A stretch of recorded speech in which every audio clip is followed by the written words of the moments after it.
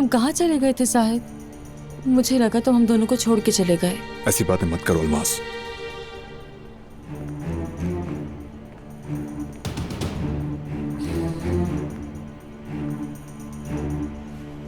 शाम को आने को कहा था तुमने, यहाँ मुंतकिल करवाया ताकि घर से करीब रह सके, और फिर तुम खुद ही गायब हो गए साहिद। वक्त देखा है? हाँ, बस मुझे वक्त का बिल्कुल एहसास नहीं हुआ। हाँ, नाज़ान के साथ कोई मसला हो गया होगा जाहिर है। कोई नई बात नहीं है, उम्मीद थी मुझे, लेकिन तुमसे इस बारे में पूछकर मैं तुम्हें तंग नहीं करूंगी। उसने किस तरह अपना दिफा किया, क्या कहकर माफी मांगी, ये सब कुछ अहम नहीं है। वो चली गई, ये बात सबसे अहम है। अलमास देखो, नाज़ान के बारे में तुम्हें कुछ जानने की जरूरत नहीं। ये मेरा मसला है और जब तक मैं इसे हल ना कर लूं तुम्हें कोई कमी नहीं होगी। हाँ, लेकिन जो झूठ तुमसे नाज़ान ने बोला था ना, उस झूठ के बाद उसका बिल्कुल हक नहीं है कि तुमसे ना नफका मांगे। अलमास, मैंने कहा नहीं, मेरा मसला तुम्हें समझ नहीं आ रही क्या? ठीक है,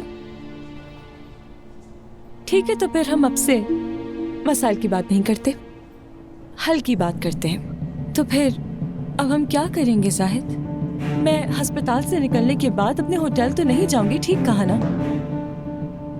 और फिर मेरे मामा बाबा भी किसी रिश्तेदार के घर उनके आसरे पर हैं। समझ रहे हो तुम, है ना? फोन नहीं कर सकती, वो सुनकर खुश तो होंगे लेकिन नाराज तो है ना मुझसे, नॉर्मल है।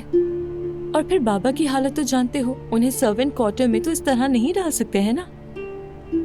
फिर बच्चे की पैदाइश तक अपनी अम्मी को पास जाती हूँ, और उसके बाद भी, क्योंकि उस घर में मैं किसी पर भरोसा नहीं कर सकती।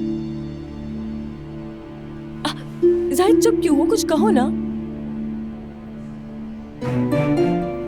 देखो अलमास, कल तुम फार्म हाउस में होगी, सेहतमंद और पुरसुकून होकर प्रेगनेंसी का वक्त गुजारोगी। तुम्हें फिलहाल सिर्फ इतना ही जानना है। ठीक है। चलो अब सो जाओ, मैं थोड़ी देर के लिए बाहर जा रहा हूँ।